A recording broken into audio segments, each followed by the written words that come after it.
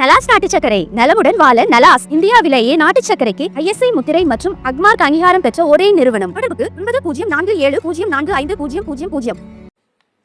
General Anil Chauhan, Chief of Defence Staff, Admiral D.K. Tripathi, Chief of Naval Staff, Air Chief Marshal A.P. Singh, Chief of Air Staff, Lieutenant General Pushpender Singh, Vice Chief of Army Staff, Air Chief Marshal V.R. Chaudhary, former Chief of Air Staff, Admiral Arun Prakash, former Chief of Naval Staff, foreign defense attaches, scholars and think tanks, academicians and industry leaders, veterans and officers from MOD and our armed forces, friends from media. There is no other, ladies and gentlemen. I am immensely happy to join the Rana Samvad program here on this sacred land of Mahu. This is the very land that gave birth to Dr. B.R. Ambedkar, a towering intellectual of our country, and at the same time honored the Indian Army with a glorious tradition of scholar warriors, a tradition that makes the entire nation proud. Friends, the very title of the program, Rana Samvad, strikes me as a quite interesting. The name itself is a subject to think about and reflect. And on one hand, Ran evokes the imagery of battle and conflict, and on the other hand, Samvad points towards dialogue, discussion, and reconciliation. At first glance, the two words seem contradictory. Where there is a battle, how can there be a dialogue? And where dialogue is taking place, how can there be a battle? But if we look deeper, this very name embodies one of the most relevant truths of our times. Friends, the name Rana Samvad also has historical basis in India and reminds me of many incidents from our history which show us how civilizationally battles means run and dialogues means Samvad in India were intertwined. In our culture, dialogue is not separate from battle. It comes before the battle. It happens during the battle and it continues even after the battle. Friends, take the Mahabharata for instance. To prevent the war, Lord Sri Krishna went as a messenger of peace. He went to engage in dialogue so that the war could be averted. But when Duryodhan, the antagonist of the epic Mahabharata, refused, the war became inevitable. Even then, during the battle, there was dialogue, and this dialogue is popularly remembered and has been immortalized as a Bhagavad Gita. And after the war was over, there was again dialogue between Yudhishthir and the Bhishma, who lay on his bed of arrows, imparting wisdom of governance and the statecraft. This unique blending of battle and dialogue is something that can only be found in ancient culture such as India. That is why I congratulate you all for choosing such a truly meaningful name for this event. Friends, in today's global environment, it is often the breakdown of dialogue that becomes the root cause of hostility and the conflict. On the other hand, even in times of war, maintaining channels of dialogue remains essential. Many of you would have heard of or read Sun Tzu classic work, The Art of War. In that book, Sun Tzu writes, in war, prepare for peace, and in peace, prepare for war. This shows that from ancient times across the world, war and dialogue have complemented each other. It is therefore a matter of deep satisfaction for me to be present at this Rana Samvad, organized through the joint initiative of our tri-services. I am told this is the very first edition of the program. And for that, I extend my heartfelt congratulations to the Chief of Defense Staff and all the three services chiefs and Lieutenant General Shahi, along with my best wishes for the future. Friends, when it comes to dialogue, our Indian philosophical thought accords dialogues a very high place. History bears witness that in our tradition, exchange of ideas and thoughts has never been confined merely to the realm of diplomacy, but has also been an integral part of our cultural development. I believe that today, Ran Samvad is not merely an academic exercise, but one that will further refine our strategic and diplomatic outlook. The thoughts and the conclusions emerging from this dialogue will not only strengthen our defense strategy, but also make a long-term contribution to the nation's overall security architecture and its path of development. Friends, as we begin our discussion on the Ran Samvad, I would like to start with the idea of Ran or battle itself. Since the dawn of civilization, war has been an inseparable part of the human society. And history bears witness to the fact that wars have always left behind devastating consequences. No matter the era or the geography, the outcome of war has invariably been destruction. The loss of human lives and the resources in war can never be justified. Friends, at the very outset, let me emphasize that India has never been a nation that seeks war. We have never initiated aggression against anyone. However, the present geopolitical reality is quite different.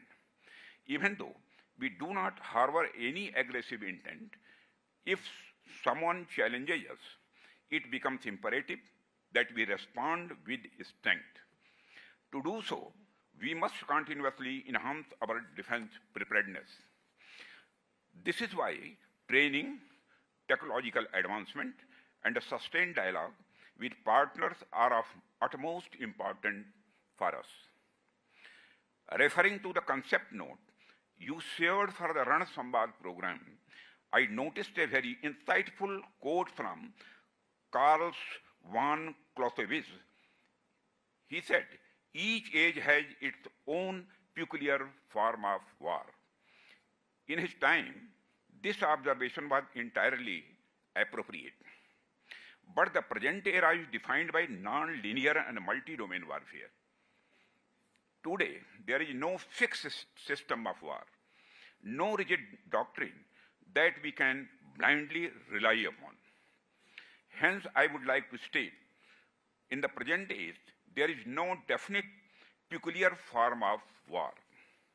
Friends, if we, for instance, consider the age of colonialism, when naval power was the foremost symbol of strength across the world, nations with formidable and well-equipped navies not only dominated sea trade routes, but also extended their influence over distant lands. The British Empire is the most striking example of this. During that era, Alfred Thayer, sea power theory, gained prominence wherein he declared, "Who rules the sea rules the world." However, the times changed, and by the mid-20th century, the two world wars shifted the center of power towards the skies. Air forces of nations across the world transformed the very nature of warfare. Battles were no longer confined to land or sea. Instead, air superiority became the decisive factor. The Battle of Britain stands out as a remarkable example where the Royal Air Force Spitfires and Hurricanes halted Germany's offensive in the air itself. Since the 1950s, the importance of air power has continued to grow significantly. Friends, after the Second World War, the world entered a new phase, the Cold War era. Though it was not a direct battlefield confrontation, it was marked by an arms race and a series of the proxy wars. During this period, missile technology became the new benchmark of military power. Weapons such as intercontinental ballistic missiles, submarine launched missiles, and the cruise missiles transformed warfare into a matter of minutes. The 1962 Cuban Missile Crisis was the peak of this tension, when just a few days of standoff brought the entire world to the brink of nuclear war. Friends, today in the 21st century, this transformation has become more rapid. Sheer numbers of soldiers or the size of weapon stockpiles are no longer enough. Cyber warfare, artificial intelligence, unmanned aerial vehicles, and satellite-based surveillance are shaping the wars of the future. Precision-guided weapons, real-time intelligence, the data-driven information have now become the cornerstone of success in any conflict. Friends, modern battles are no longer confined to land, sea, and air. They now extend into outer space and cyberspace. Satellite systems, anti-satellite weapons, and space command centers are the new instruments of power. Therefore, what we require today is not just defensive preparedness, but also a proactive strategy. Friends, future wars will not merely be battles of weapons. They will be a combined play of technology, intelligence, economy, and diplomacy. In the times ahead, the nation that masters the triangle of technology, strategy, and adaptability will emerge as the true global power. To put it simply, this is the moment to learn from history and write a new one. That is the moment to anticipate the future and shape one. It was observed closely. Systems and doctrines of war have evolved with time. In just the past 10 to 20 years, the pace of these changes has been so rapid that fixing any permanent pattern has become almost impossible. It would not be wrong to say the age we live in has just one doctrine, that there is none. Circumstances and the challenges change with such speed that every nation is compelled to keep its strategy flexible and responsive.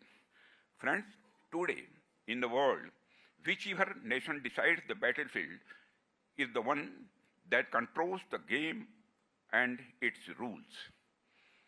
Others have no option but to respond to this and step into the arena on terms that are not of its own choosing. Our endeavor must be to define the battlefield and the rules of the game ourselves, compelling the adversary to fight there so that the lead advantage always remains with us. Friends, the success of Operation Sindoor is the perfect example in itself. The bravery and the swiftness with which our forces carried out action against the terrorist shelter in Pakistan was something those terrorists could never have been imagined. I firmly believe that every war leaves us with some important learnings. In the course of battle, we are able to realistically assess that level of our preparedness. If we speak the Operation Sindoor, it was indeed a striking demonstration of technology-driven warfare. Friends, be it offensive or defensive techniques, operational practices, quick and efficient war logistics, the seamless integration of our forces are matters of the intelligence and the surveillance. Operation Sindoor gave us a wealth of nations. It provided us with a glimpse of the kind of the challenges and responses that could serve as a valuable guidance for any conflict in the future. You may also have observed that Operation Sindoor has emerged as a great example demonstrating the success of our indigenous platforms, equipment, and the weapon systems. Its achievements have once again underlined that in the times to come, self-reliance is an absolute necessity. We have indeed made significant progress on the path of self-reliance, but there is still a long way ahead that we must travel. Friends, beyond all these aspects, Operation Sindoor has also taught us another crucial lesson: the importance of information and the cyber warfare in today's age. While enhancing our defense capability, it is equally vital to ensure that our information and the cyber infrastructure is made even more robust. I believe we must give this matter deep thought and careful consideration.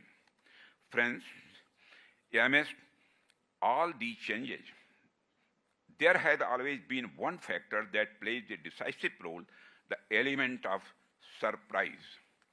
In today's world, this element of surprise has become even more powerful because it is now coupled with technological warfare.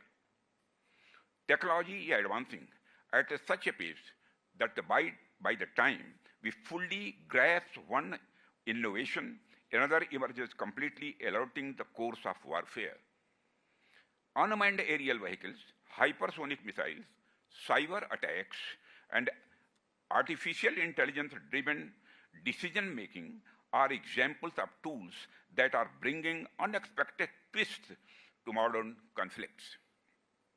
The most striking feature of this element of surprise is that it no longer has a permanent form. It keeps changing, always carrying uncertainty with it. And it is precisely this uncertainty that confounds adversaries, often becoming the decisive factor in the outcome of war. In our times, the fusion of technology and surprise is making warfare more complex and unpredictable than ever before. That is why we must not only master existing technologies, but also ensure that we are constantly prepared for new innovations and unforeseen challenges. Friends, if you look at the recent example, you can see the conflict between Russia and Ukraine. When the conflict started in 2022, it was primarily conventional warfare, including tanks, artillery, and rifles. The ground forces were engaged in hand-to-hand combat. But in 3 years, the nature of this war changed completely. Now we are witnessing that various types of war systems and doctrines are being deployed in this conflict. Initially, this battle was being fought with the help of tanks and artillery, but now drones, sensor-based weapons, and precision-guided munitions are playing a decisive role. This change shows how the methodology and the tactics of war can change in just a short period of time. It is also clear from this that even in the future, in any conflict, we will not have to rely only on traditional means, but we will have to keep pace with technological advancement continuously.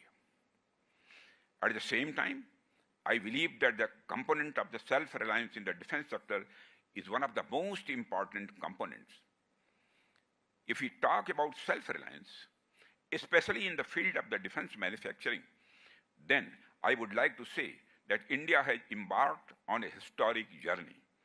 We are once counted among the world's largest importers, but today, on the path of the self-reliant India, we are making a place among the reliable exporters of the world. Today, our indigenous platforms, light combat aircraft Tejas, advanced towed artillery gun systems, Akash missile systems, and indigenous aircraft carrier are giving a message to the world that India's technology and quality are now standing at world-class standards. This confidence and strength are due to our scientists, our industry, and our leadership. Today we are making all the equipment in our country that we used to import. You will also be very happy to know that now we have taken another step forward in the direction of making fifth generation fighter aircraft. Now we are moving fast in the direction of making jet engines in India itself. Friends, under the visionary leader of our Prime Minister Sri Narendra Modi, the government has made many policy reforms in recent years. Such strong steps have been taken to promote indigenous design, development, and manufacturing. Self-reliance in the defense sector is no longer a dream, but is truly becoming a reality. Friends, the journey of the last 10 years is proof of this. Our defense production, which was only 46,425 crore rupees in 2024, has now increased to a record over 1.5 lakh crores rupees. The contribution of over 33,000 crore rupees from the private sector shows that private industries are also becoming partners in this campaign of Atmanirbhar Bharat. The result of this partnership is that India's defense exports, which were less than 1,000 crore rupees 10 years ago, have now increased to a record of approximately 24,000 crore rupees. This is not just about a trade or production, it is a symbol of India's changing global identity. Today, when the world sees the Make in India label, it gets assurance that it also gets confidence in the quality of our indigenously developed platforms and systems. And this is the real strength of the Atmanirbhar Bharat. Self-reliance is no longer just a slogan. It is the unbreakable foundation of our national security. Friends, on the occasion of Independence Day, all of you must have seen and heard when the Prime Minister Sri Narendra Modi announced the Sudarshan Chakra mission from the ramparts of the Red Fort. The Sudarshan Chakra mission is our resolve for India's self-defense, under which in the coming years all important places in the country will be covered with a shield of modern and indigenously developed technology. I am pleased that we are progressing rapidly in this direction. DRDO has recently successfully completed the first test of the integrated air defense weapon system. In addition, DRDO in the recent past has also successfully tested a high-powered directed energy weapon. I think these successes are not just of DRDO or the armed forces, but of the entire nation.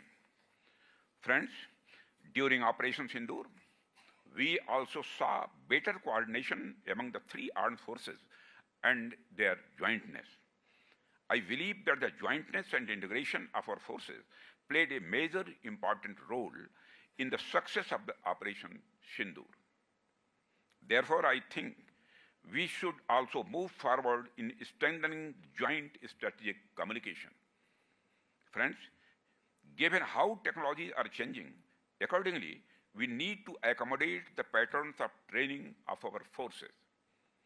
I was very happy to learn that the Army Training Command, RTRAC, has taken a policy decision to provide drone technology-related training to all Jawans of our Army by 2027. This will undoubtedly prove to be a game-changer step in this technological era. Friends, when I talk about changing technology and the changing world, it becomes very necessary that we also adapt our forces according to the changing world. For this, I have seen told that our army has taken the initiative for the formation of the Rudra Brigade, Shaktiman Regiment, Divyastra Battery, Drone Platoon, and the Bhairav Battalion. This is a matter of the great happiness because all these things have undoubtedly become very necessary, keeping the future in mind. Friends, I would also like to say a few things about our Navy technological progress. During Operation Sindoor, the way our Navy maintained strategic positions which limited the enemy's movement completely in the Arabian Sea. Our Navy's presence in the Indian Ocean is keeping our maritime borders completely secure. Our government is also working with full readiness to make the Navy even stronger and more robust. Just yesterday, I witnessed the commissioning INS Himagiri and INS Udaygiri in our Navy. According to the changing world and the changing technology, such numerous platforms and infrastructures are not only being included in the Navy, but are also strengthening it. Similarly, the Indian Air Force is also continuously strengthening itself by inducting everything from long-range missiles to next-generation beyond visual range weapons. The counter-US grid is being further strengthened in view of the increasing use of drones, and besides, whether it's procurement of the policy-related changes, we are always moving forward in the direction of strengthening our forces. Friends, in today's era, wars have become so sudden and unpredictable that it is very difficult to predict when any war will end and how long it will last. So we must be prepared for every situation. We must be prepared for this so that our surge capacity is sufficient. That is, if any war stretches from 2 months, 4 months, a year, 2 years, even 5 years, then we should be fully prepared for it. That is why we need to streamline our defense industry. Friends, in today's era, any conflict affects the entire country and every citizen can come under its purview. A country's economic system, industrial structure, technological capabilities, education system, all these have now become major components of security. Therefore, the scope of defense preparedness cannot be limited to the armed forces alone. In such a situation, the importance of communication becomes even greater. Through dialogue, we not only share experiences and information, but also understand each other's capabilities, challenges, and needs. And this understanding leads us to those strategies which are necessary for success in multi-dimensional warfare. Friends, I want to emphasize that in today's time, the responsibility of being prepared is not only for the soldiers. The whole country and every citizen will have to be alert and capable at their own level. National security is no longer just a matter of armies, but has become an issue of a whole of nation approach. In this, the active role of industry, academia, media, technical institutes, and the civil society is necessary. Friends, the country's defense is not only handled by soldiers at the border, but also by the scientists who develop new technologies, the industrialists who produce weapon systems, and the teachers who prepare the next generation for warfare. Friends, when we look ahead, we should remember that the challenges before India are formidable, but our resolve and courage are even bigger. The world respects us not just for strength, but for our dedication to truth, peace, and justice. We do not want anyone's land, but we are ready to go to any extent to protect our land. We must take this country forward with our unity, our clear intentions, and the full commitment. With this confidence, we will confidently march toward 2047 and take India to new heights. Friends, in the end, I would like to say that today's Rana Samvad is not just an exchange of views, but an opportunity to understand the various dimensions of the security, policy making, and understanding different facets of the three services. The discussions here will give us an opportunity to think about how we can make India more empowered, secure, and self-reliant. I hope that your thoughts, your suggestions, and perspectives will be helpful in making the nation's defense policy more effective in the times to come. Let me conclude my address by wishing you all the very best for this meaningful dialogue. Jai Hind, Jai Bharat.